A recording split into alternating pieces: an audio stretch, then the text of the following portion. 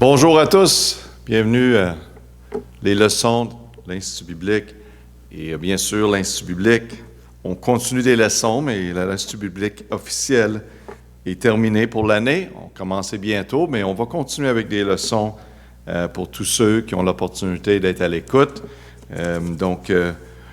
On va continuer leçon sur la séparation aujourd'hui.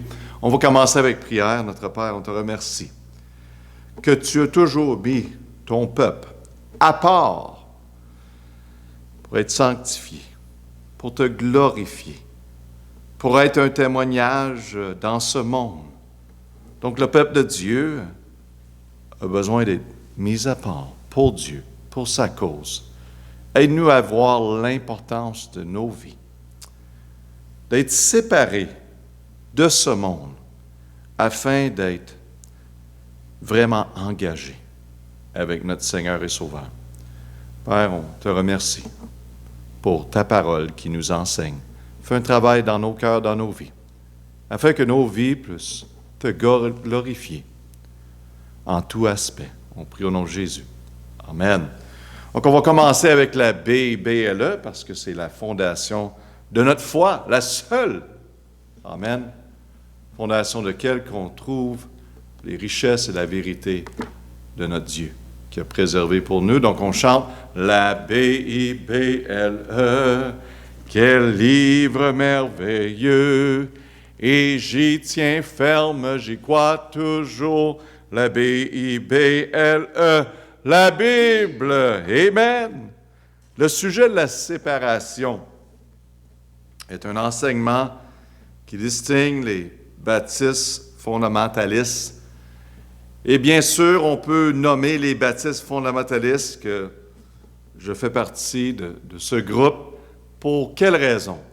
Parce qu'ils sont vraiment fondamentalistes quand ça vient à la parole de Dieu. La parole de Dieu l'enseigne et on va le vivre. Mais la séparation est vraiment pour les chrétiens qui sont engagés avec leur Dieu, qui sont un témoignage pour le Seigneur Jésus-Christ. Et mes amis, c'est plus que les lois, c'est plus que des choses qu'on doit faire et pas faire. Il faut comprendre l'esprit et la raison pour la séparation, que c'est pour notre protection. Et oubliez-le pas, c'est pour notre protection et son nom et son témoignage. Donc, c'est plus que des interdictions. Parce que, bien sûr, on n'est plus en dessous de la loi, mais on est en dessous de la grâce. Mais en dessous de la grâce, on a un plus haut niveau de vie.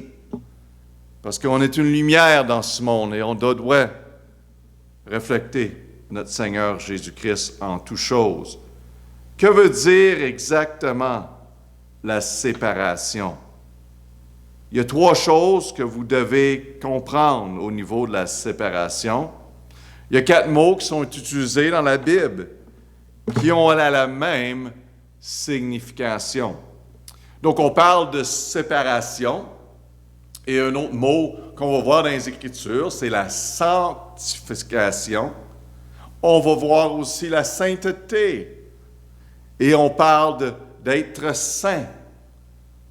Donc, tout a les mêmes significances, qui veut dire mettre à part pour une certaine cause, pour une certaine raison. Donc, la séparation veut dire d'être mis à part. La sanctification, de mettre à part. La sainteté, vraiment, d'être mis à part. D'être saint, d'être différent. Quand nous disons que Dieu est saint, nous voulons dire que sa justice le met à part de toute sa création. Quand nous disons que la Bible est sainte, nous voulons dire qu'elle est mise à part que tout autre livre. Amen. Quand la Bible nous enseigne de sanctifier le Seigneur dans notre cœur, cela veut dire Dieu doit être mis à part et qu'aucune idole ne doit occuper nos cœurs. Donc on voit ici, quand la Bible nous dit que le chrétien doit être séparé, sanctifié, doit vivre une vie sainte, c'est d'être mis à part. Et je sais qu'il y en a qui pensent qu'il faut être séparé dans un sens qu'on n'est plus impliqué. Non, pas du tout. On va regarder la leçon, vous allez mieux comprendre que veut dire. Il y a deux aspects de la séparation dans notre vie. On voit que la séparation qui est mentionnée ici de situation, en Christ, j'ai été mis à part pour Dieu. Quand que je suis été justifié, je ne parle pas de sanctifié, quand j'ai été justifié, quand j'ai été sauvé, quand j'ai été né de nouveau, le mot justifié, j'ai été mis à part maintenant pour Dieu. J'ai commencé le procès de sanctification. Et mes amis, la justification, c'est un moment qu'on vient à Jésus-Christ, qu'on le reçoit comme sauveur. On est justifié. Dieu nous regarde à travers de Jésus-Christ et dit, cette personne-là est justifiée. Christ est en lui. Comme s'il n'a jamais péché. Amen. Il n'est pas coupable. Il a le Fils en lui. Justifié. Ça, c'est un moment. Par la suite, comme chrétien, on est dans le procès de sanctification, d'être mis à part pour être utilisé pour la gloire de Dieu. Et ça va être jusqu'à le dernier souffle, qu'on soit dans la présence de Dieu. Et ça, c'est la glorification. Justification, sanctification et glorification. Dans Hébreux 10, la Bible nous dit, c'est en vertu de cette volonté que nous sommes sanctifiés par l'oblation faite une seule fois du corps de Jésus-Christ. Donc, dans l'espace à remplir, nous sommes sanctifiés par l'oblation faite une seule fois. Amen. Dû à le sacrifice de Jésus-Christ sur la croix qui nous a sauvés. Dieu fait son travail de sanctification maintenant en nous. Et on a la séparation pratique. Donc, en Christ, on a été mis à part pour Dieu. C'est la raison qu'on est venu à Jésus-Christ. Et la séparation pratique, ça c'est de jour à jour. En tant que chrétien, je dois vivre comme étant mis à part pour Dieu. Dans 1 Pierre 1,15, « Mais comme celui qui vous a appelé est saint, soyez vous-même saints dans toute votre conduite. » Et moi, j'ai entendu à travers des années les chrétiens dire, bon, ben moi, j'ai ma vie chrétienne, puis j'ai mon autre vie. Non. Ça ne fonctionne pas comme ça. Nous étions mis à part pour Dieu. 7 jours sur 7, 360 jours, tous les jours de notre vie. Nous sommes un témoignage pour notre Seigneur. La Bible nous dit, dans 1 Pierre 1,15, nous avons été appelés et saints, soyez vous-même saints. Donc l'espace à remplir, c'est saints dans toute votre conduite. Donc, Dieu est intéressé à sanctifier, à nous mettre à part dans tout aspect de notre vie. Ça ne marche pas et ça ne fonctionne pas quand quelqu'un se nomme chrétien, puis il y a un aspect de leur vie qui donne le message qui est complètement contraire. Soit dans les relations, soit dans les façons de parler, les façons d'agir. Ils parlent, ils prêchent les dimanches, ils enseignent, ils partagent leurs connaissances, et autre temps, ils vivent différemment.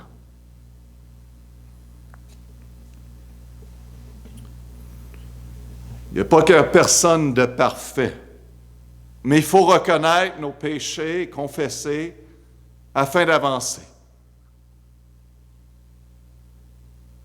Les deux aspects importants à la séparation représentent comme deux côtés d'une médaille ou d'une scène.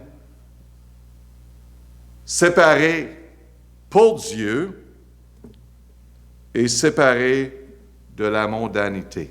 Donc, pour Dieu, nous sommes séparés pour la cause de Dieu et on s'éloigne, on se sépare de le monde. C'est ça que ça fait. On avance vers Dieu, on s'éloigne du monde. Je ne parle pas nécessairement des personnes, mais le système, la façon de penser, l'idéologie de ce monde, les façons de ce monde, les endroits de ce monde. La Bible nous parle dans Romains 12, 1 et 2 de ne pas se conformer à ce monde, mais soyons transformés par seulement les choses qui sont de Dieu, qui sont bien. Vous pouvez le lire vous-même dans Romains 2, 1, 2. En pratique, quelle est la base de la séparation?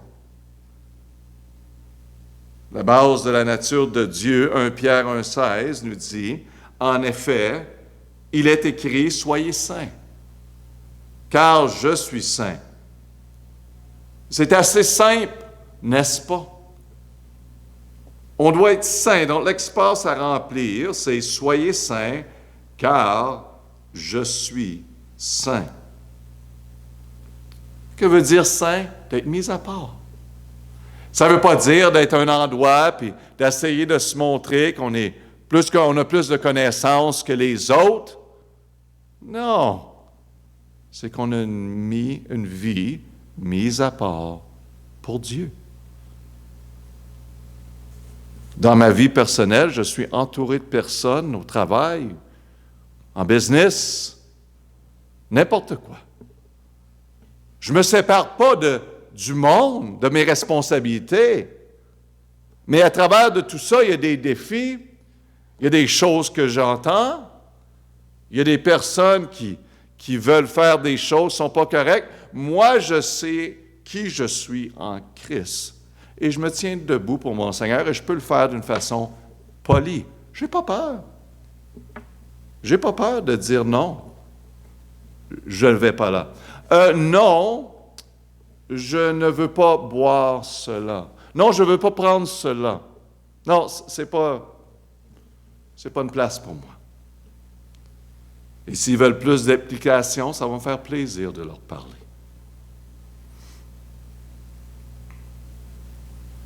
La base de la rédemption, 1 Corinthiens 6, 19 et 20. Ne savez-vous pas que votre corps est le temple du Saint-Esprit, qui est en vous, et qui vous a été donné de Dieu, et que nous êtes point à vous-même. Donc ça, c'est vraiment important pour nous, chrétiens, de comprendre que quand on est venu à Christ, c'est nous la vie éternelle, nous a sauvés, l'Esprit de Dieu est venu en nous. Et la Bible nous dit là maintenant, Christ en nous. Tu n'es plus à toi-même. Tu appartiens à Dieu. Et ça nous aide vraiment dans la vie, à réaliser, wow, je suis le temple de Dieu. La Bible nous dit, car vous avez été achetés à un grand prix, donc glorifiez donc Dieu en votre corps et en votre esprit. Toutes choses qui appartiennent à Dieu. On appartient à Dieu. Donc de dire, regarde, moi je peux faire qu'est-ce que je veux faire. Mon ami, vous appartenez à Dieu en Jésus-Christ. Donc, glorifiez Dieu. Numéro 1, l'espace à remplir. Ne savez-vous pas que vous n'êtes point à vous-même? Donc, l'espace à remplir, point à vous-même. Numéro 2, les espaces à remplir, car vous avez été achetés, l'espace à remplir, c'est acheté, à un grand prix. Le deuxième espace à remplir, c'est grand prix. Glorifié, numéro 3, glorifié, dont Dieu en votre corps et esprit. Donc, l'espace à remplir, et c'est corps et votre esprit. Et finalement, le dernier espace, qui appartiennent à Dieu. Mes amis, mettez ces versets en mémoire. Amen. J'appartiens à Dieu. Il y en a qui vont dire, « Ah, wow! » Bon, c'est vrai que je réalise que j'appartiens à Dieu, puis le temple du Saint-Esprit, puis je pense à certaines choses que je suis en train de faire, je pensais de faire. C'est bon pour nous de réaliser.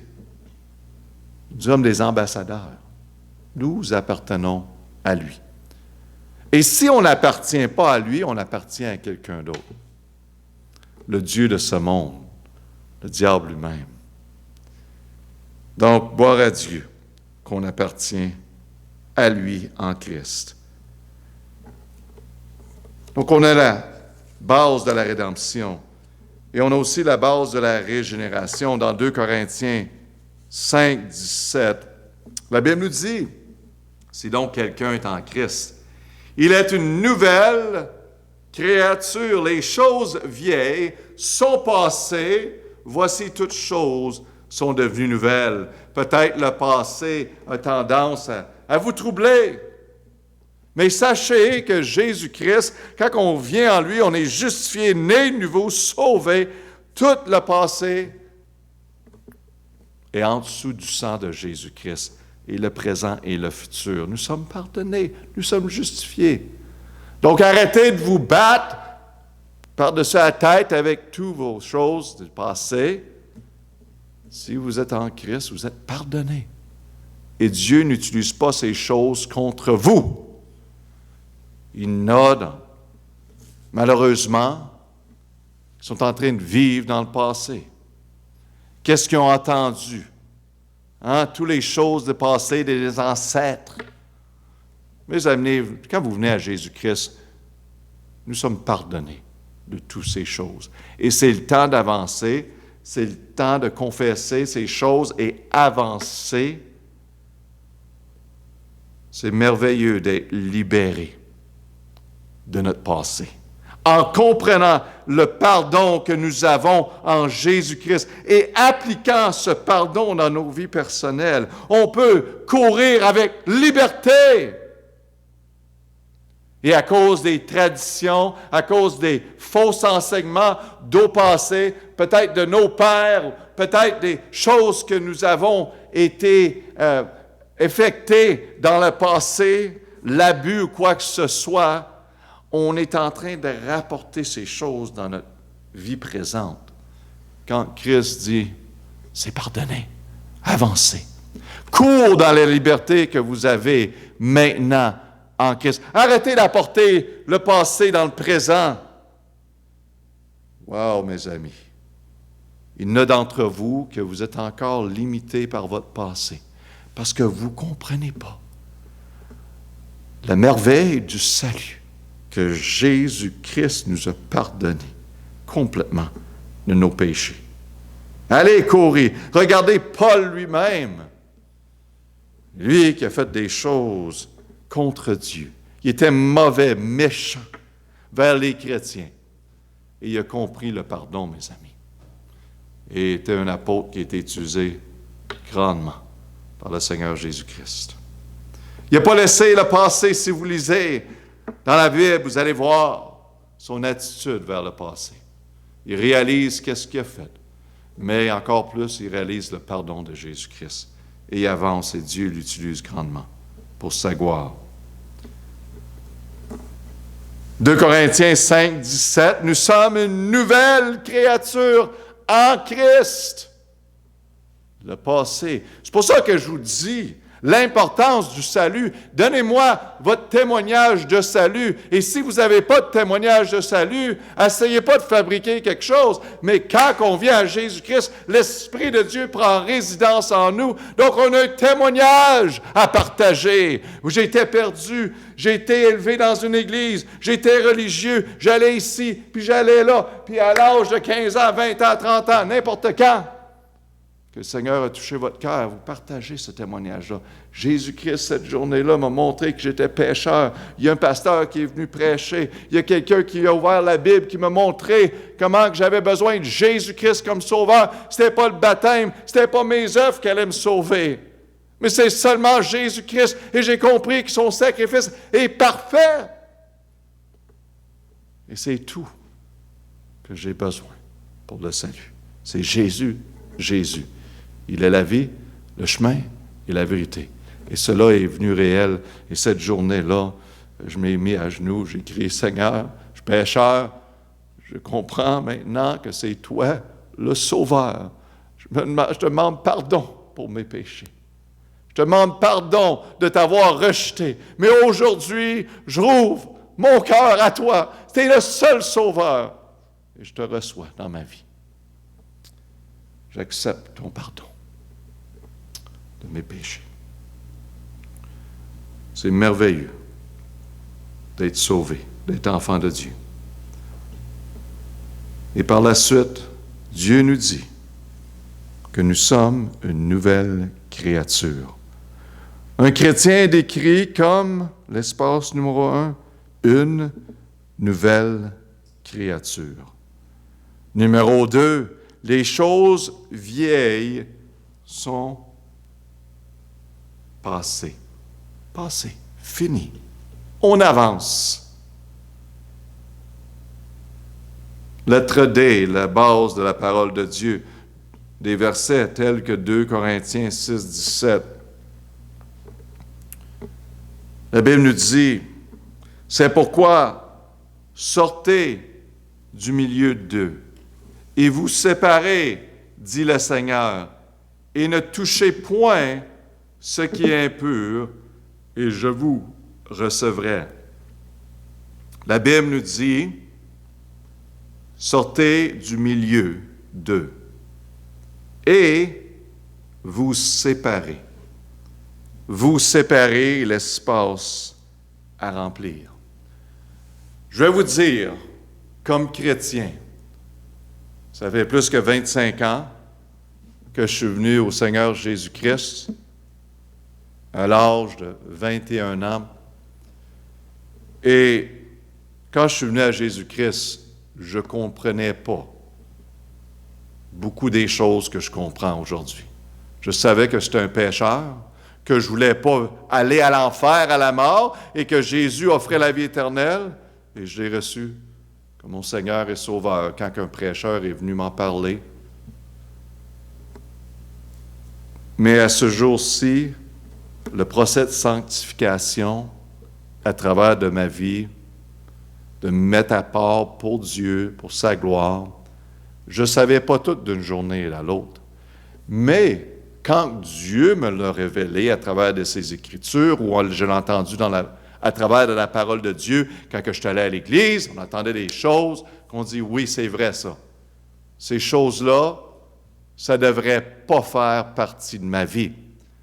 Écoutez-moi bien, j'ai été justifié à l'âge de 21 ans, quand j'ai reçu Christ comme Sauveur, et j'ai commencé le procès de sanctification. Le procès de sanctification d'être mis à part n'a rien, nada, zéro à faire avec mon salut. C'est simplement pour être un témoignage pour mon Seigneur et de glorifier mon Seigneur parce que je suis le temple du Saint-Esprit. Vous comprenez? Je ne fais pas ces choses afin d'être justifié, d'être sauvé. Non, ça a été déjà établi. J'ai été sauvé par Jésus-Christ. Et quand j'ai été sauvé, Christ m'a donné la vie éternelle. C'est pour la vie éternelle. Pour l'éternité. Mais maintenant, je veux être un outil dans la main de Dieu. Je veux plaire à mon Dieu. Je fais partie de la famille. Et je veux bien représenter la famille de Dieu.